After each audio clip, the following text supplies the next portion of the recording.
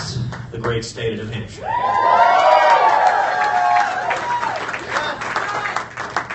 And I will say I'm sure glad we're up here for New Hampshire primary and we got some snow and some good old New England weather. Let me say to Bill and Bob, thank you for your incredible leadership of our team here in New Hampshire. Thank you for your hard, principled work. And Eric, thank you so much for joining us tonight. Thank you for your support. Thank you for standing with us. And let me say, we are seeing so many Rand Paul supporters, so many leaders in the liberty movement who are coming together and uniting behind this campaign. And we welcome you. We are grateful for your standing with us. Thank you.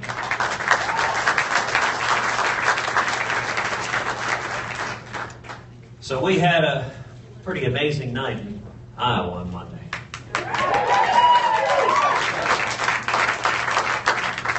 You know, it was amazing going into the weekend. All the pundits on TV said we didn't have a chance. You turn on the TV in every station, and over and over and over again they said there's no way Cruz can win. The one thing they forgot was the people. And Monday night, Iowa sent notice to the country that the next Republican nominee and the next President of the United States is not going to be chosen by the media.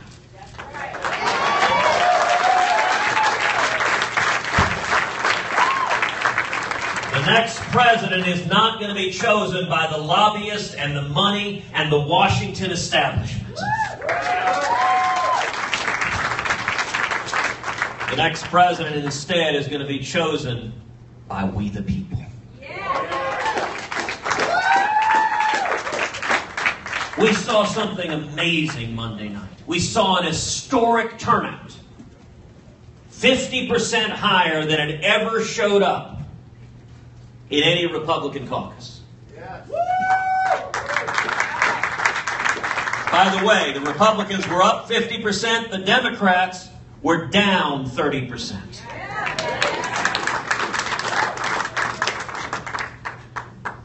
You know, the Democrats are making a choice between a wild-eyed socialist and Bernie Sanders.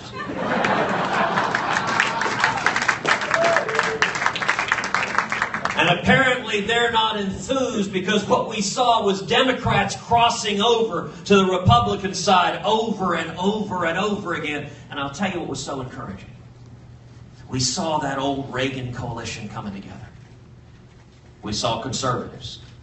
We saw evangelicals. We saw libertarians. We saw Reagan Democrats. We saw young people all standing together. You know, if you look at the election results that night, we won among conservatives. We won among evangelicals. We won among Reagan Democrats. And we won among young people. Somehow the media didn't report any of that. But that's what we're seeing happening all across this country. You've got to build a broad and diverse coalition to win. And that's what we're seeing.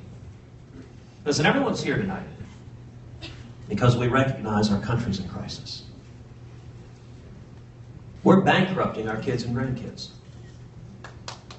Our constitutional rights are under assault each and every day. And America has receded from leadership in the world, and it has made the world a much more dangerous place. The stakes in this election could not be higher. That's all they do.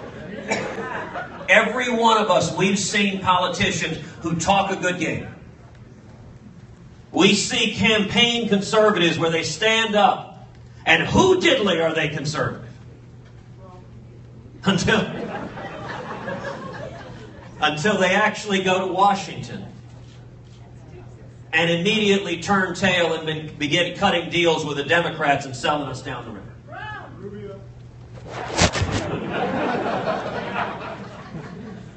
We've seen that over and over and over again. We can't get burned again. The stakes are too high. Our country is at the edge of the precipice. We cannot get burned again. So how do we avoid it? How do we avoid getting burned again? You're 2 steps ahead of me.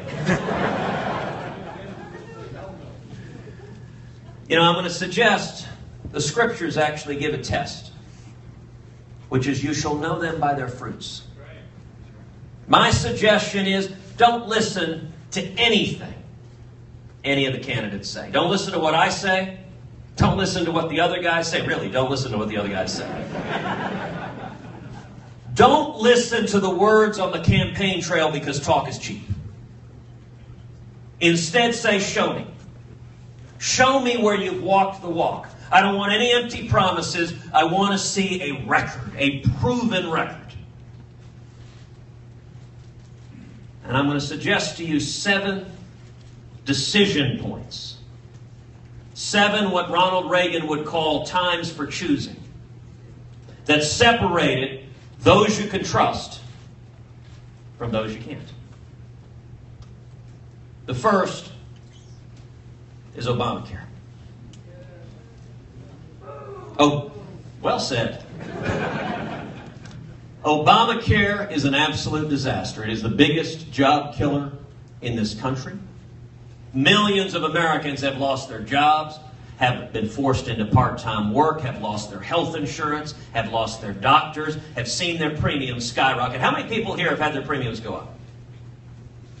Take a look around. How many have had your deductibles go up? That's the fruit of Obamacare. Now, the question we should ask, listen, every Republican candidate is going to say they're opposed to Obamacare. The question we need to ask is, when have you stood up and led the fight to stop Obamacare?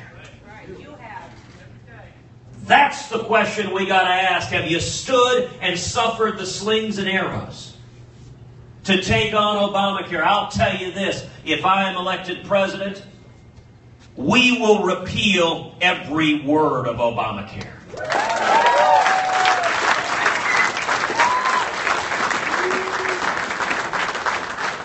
But if a candidate has never stood and fought against Obamacare, if a candidate has been advocating for socialized medicine, then we shouldn't be surprised if they were elected president that they wouldn't follow through. A second time for choosing. It's the right to life. To defend the right to life. Talk's cheap. Before I was in the Senate, I was the Solicitor General of Texas, which is the chief lawyer for the state in front of the U.S. Supreme Court. For 5.5 years, we led the country defending conservative principles and winning on a national level.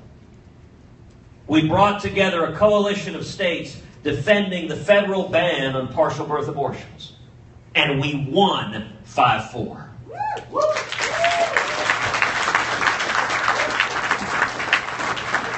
We brought together a different coalition of states defending New Hampshire's law on parental notification. And we won unanimously.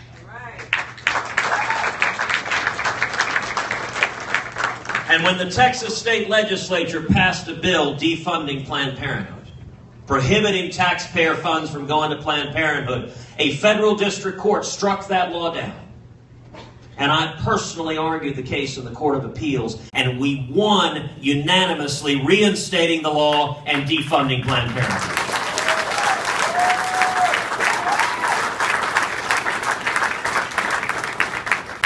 A third time for choosing is marriage and religious liberty. Last June, when the Supreme Court issued its gay marriage decision, a number of the Republican candidates responded by saying, this is the settled law of the land. We must surrender, accept it, and move on. Those were word for word the talking points of Barack Obama. There's something fundamentally wrong when Republican presidential candidates are mirroring Barack Obama's talking points. It was illegitimate. It was inconsistent with the Constitution. It was judicial activism. Right. If a candidate's not willing to take that stand, then we should know they won't take that stand as president either.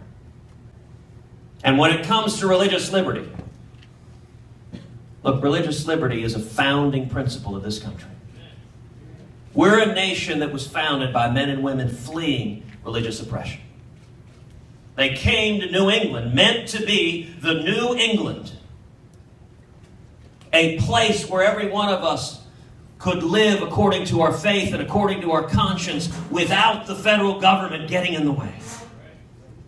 There is a reason religious liberty is the very first liberty protected in the First Amendment of the Bill of Rights, because it's foundational to everything else. You want an illustration of just how off track the country is? You need look no further than the Little Sisters of the Poor. Little Sisters of the Poor are a Catholic charity of nuns that have devoted their lives to caring for the poor and the elderly. Right now today, the Obama administration is litigating against the Little Sisters of the Poor, trying to impose millions of dollars of fines on the sisters under Obamacare in order to try to force the nuns to pay for abortion-inducing drugs and others. Now, let me give you all a real simple rule of thumb. If you're litigating against nuns, you've probably done something wrong.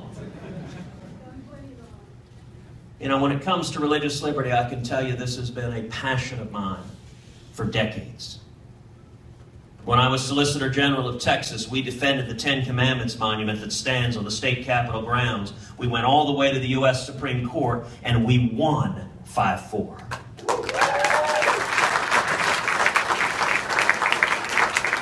We defended the Pledge of Allegiance, the words "one nation under God," when the Federal Court of Appeals in California struck down the pledge. We brought together all 50 states, went to the Supreme Court, and won unanimously.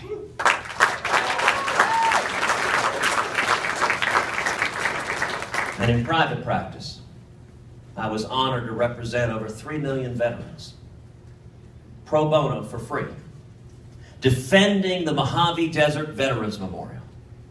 A lone white Latin cross was erected over 70 years ago to honor the men and women that gave their lives in World War I. The ACLU had sued seeking to tear down that monument, and they had won in the district court. They'd won in the Court of Appeals. The court had ordered a giant burlap sack to be placed over the monument with a chain and a padlock at the bottom.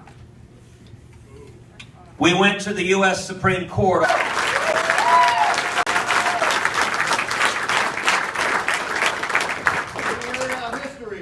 If I am elected president on the first day in office, Put Hillary in jail.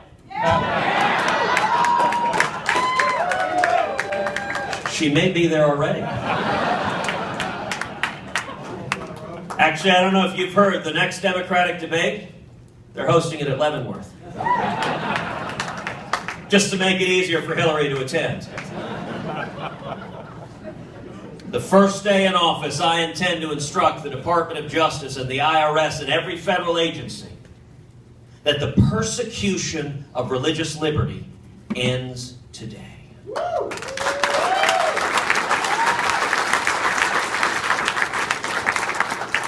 And I also intend to instruct the U.S. Department of Justice to open an investigation into Planned Parenthood.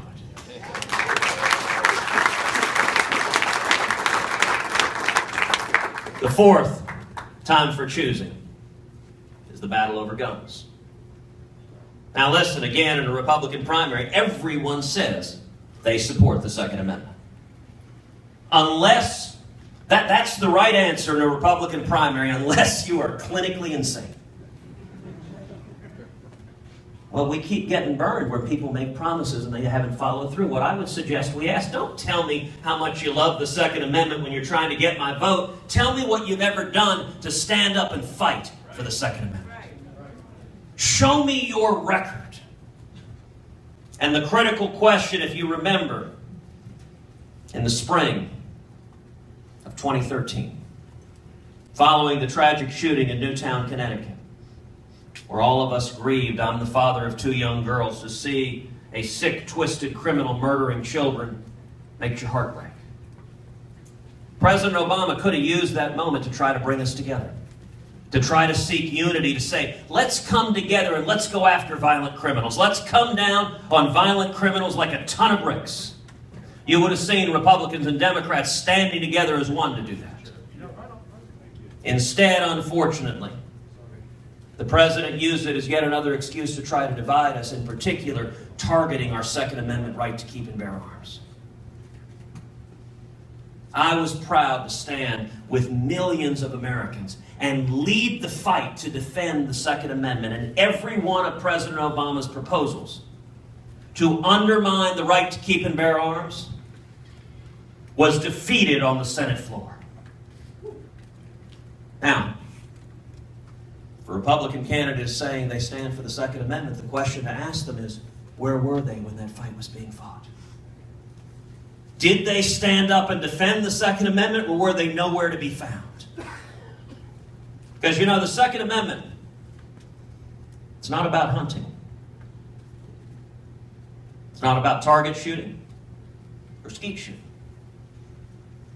The reason the Second Amendment is in the Bill of Rights is because if somebody comes into your house late at night and seeks to harm your family and your children, each and every one of us has a God-given right to defend our home, to defend our family, and to defend our children.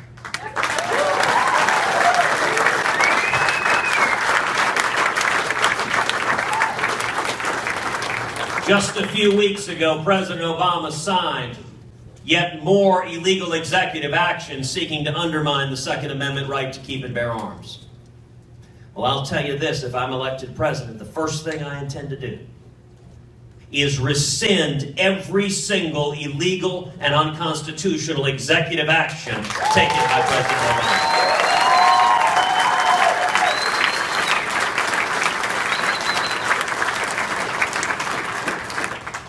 The fifth time for choosing was the battle over amnesty. Again in 2013, President Obama and Harry Reid and Chuck Schumer mounted a massive push for amnesty. And a whole bunch of establishment Republicans joined with them.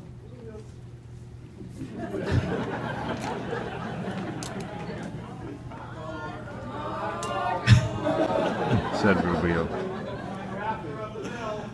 They joined together in an amnesty bill that wouldn't have secured the borders, that would have given President Obama even more authority to admit Syrian refugees without mandating any background checks whatsoever, which is profoundly dangerous. And they would have given all 12 million people here illegally a pathway to citizenship. Now that was a time for choosing. It was a moment to decide on which side of the line do you stand. Many establishment Republicans decided we stand with Barack Obama and Chuck Schumer and Harry Reid and the Washington elites. I'll tell you, I was proud to stand shoulder to shoulder with Jeff Sessions and Steve King and the American people, and we led the fight to defeat. I'm not from there. I'm from Salem, New Hampshire, right here.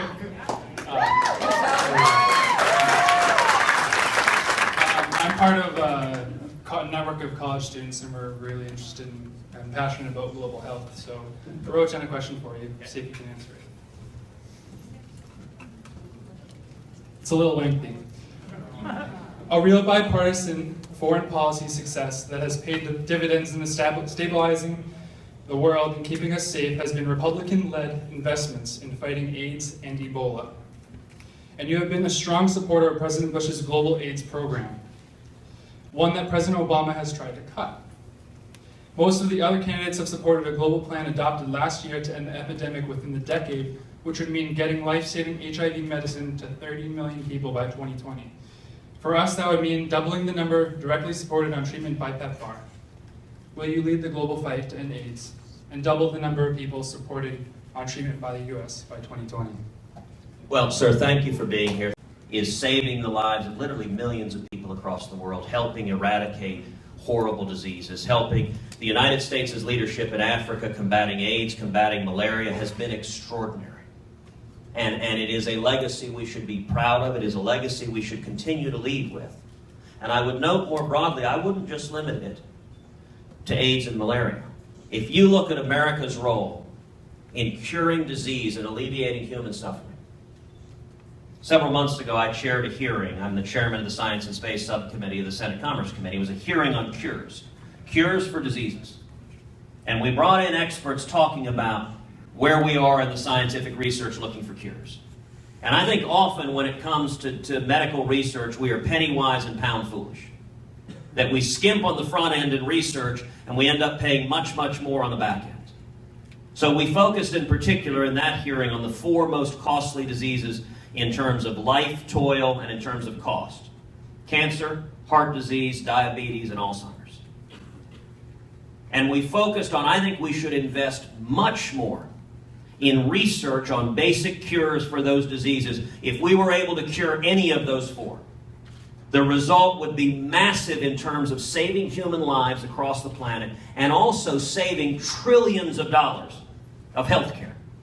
Comparatively, it is pennies on the dollar if you can cure the disease. You know, when we eradicated polio, it was a tremendous gift to the world and a gift to the American taxpayers at the same time. And so when it comes to disease, I think we need to continue to lead on it. And indeed, one of the barriers to curing diseases is regulatory barriers at the FDA. Where to get a new drug through the FDA can take years, can cost upwards of $1 billion. I've introduced legislation to streamline the FDA's approval process. It says if another drug, if a medical device is approved in another major developed country in Europe or Asia, that the FDA has 30 days for an accelerated approval. And if they refuse to do so, that it goes straight to Congress. Because I think if you're sick, if you're dying, and there are life-saving drugs that are approved elsewhere and they're illegal here, I think every American has a right to try, a right to use drugs and work towards a cure to save their life. And I think lifting the FDA barriers, investing more in research and development can have a dramatic impact curing diseases. And I commend you and agree with you that we need to continue to lead with AIDS and malaria as well.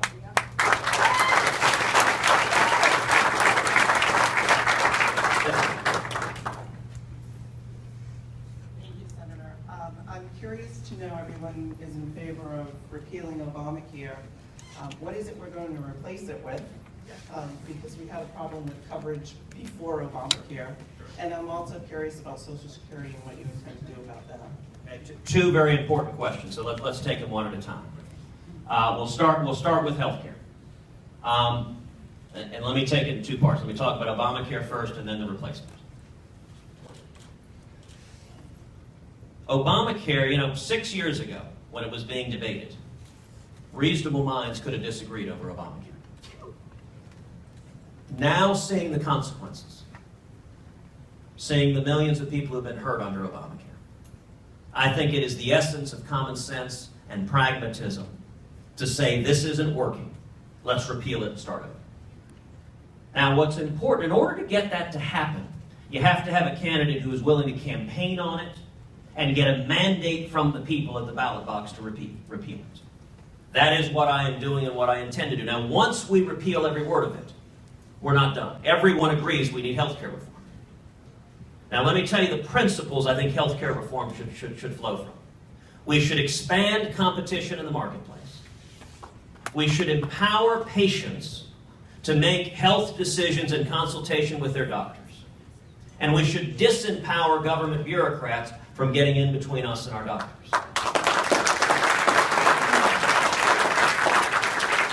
And let me give you 3 specific policy proposals that reflect those principles.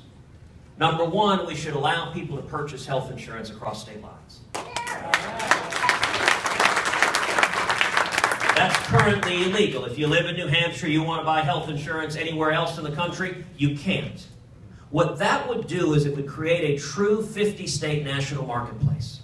that would drive down the costs and expand the availability of low-cost catastrophic health insurance. Everyone wants to see more access. The biggest barrier to access is cost. If you ask people, why don't you have health insurance? They say, I can't afford it. If you want more access, you want more choices and lower cost. What Obamacare does is has fewer choices and higher cost. Secondly, we need to expand health savings accounts so people can save in a tax-advantaged manner for more routine health care needs and prevention. And then third, we need to de-link health insurance from employment. A lot of people don't know the history of why it is that most of us get our health insurance from our job. It actually arose coming out of World War II, where there were wage and price controls in effect. And it was illegal for employers to offer higher salaries to employees. So they began looking for other ways to recruit employees. They began offering perks, additional benefits like health insurance, and the tax code incentivized that. But today, we don't live in the 1950s anymore. Most people don't go work for one company for 40 years, retire, and get a gold watch. We live in a mobile, transitory society where people work from industry to industry, job to job, sometimes from city and state to city and state. And if you or I lose our jobs, we don't lose our car insurance, or our life insurance, or our health insurance, or our house insurance. There's no reason on earth you should lose your health insurance. And it's the worst one to lose because that goes a long way to creating the problem of pre-existing conditions. Where people lose their job, they lose their plan, and then they can't get a new plan because they've gotten sick or gotten injured. So I think we should reform health care to make health insurance personal and portable and affordable, and I think that's a much more attractive vision for the people of this country than the top-down policies of Obamacare.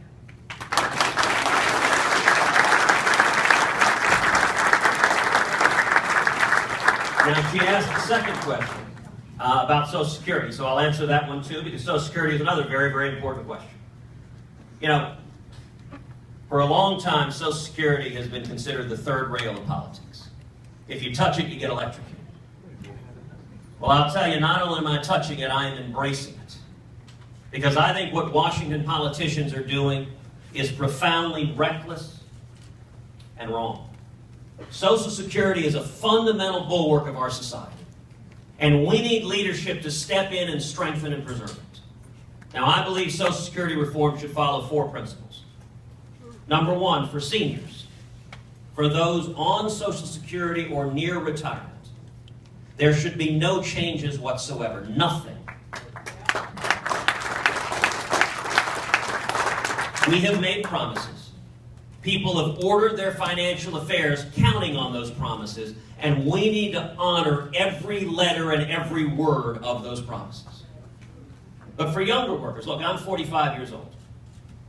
It is hard to find someone my age who thinks Social Security will be there for us. That presents a real opportunity for reform. When you've got a generation of younger workers who realize that this is not sustainable, you've got the opportunity to step in and lead. And I think for younger workers, we should follow 3 principles. Number 1, for younger workers, we should gradually increase the retirement age to reflect that people are living longer, to give people time to plan and time to save accordingly. Number 2, for younger workers, we should change the rate of growth in Social Security benefits so that it matches inflation rather than exceeding inflation. Now, those 2 changes together bring Social Security into solvency. But the third and critical change is we should allow younger workers to keep a portion of their tax payments in a personal account that we own, that we control, like a 401k, that we can pass on to our kids and grandkids.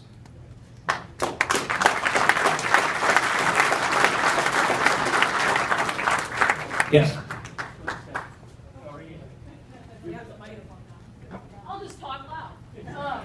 My name is Stephanie. I'm a graduate student at Michigan State University. I'm a citizen of Massachusetts. And I get a microphone. Does it work? It does. I'm a master's student in fisheries and wildlife conservation. I've been an employee of the U.S. Fish and Wildlife Service for the last 4 years. Understandably, I'm not going to throw a question like they did in Nashua, and I apologize for their discourse and unprofessionalism. But as someone in the field, I'm concerned. I'm concerned at the shrinking of funding dollars going to things like conservation in this country that is of interest not just to people that want to go for a walk in the woods, but to our people who do hunt. There are people that do subsist off of wild game. That is a market in the West and is a prevalent thing. How do you stand on bill to remove federal lands from federal rights and moving it to the states? And what does that mean for people like me or tribal governments who also utilize national land and are not authorized to do so on state property? So it is a very, very good question. Thank you for that question. Listen, I agree with you that we have a tremendous heritage in abundant natural resources. And every one of us should be good stewards of those resources. Every one of us wants clean air and clean water because every one of us breathes and drinks water. And every one of us enjoys the incredible natural beauty of this country. New Hampshire is a state that is blessed with abundant beauty. And we have an obligation to protect that.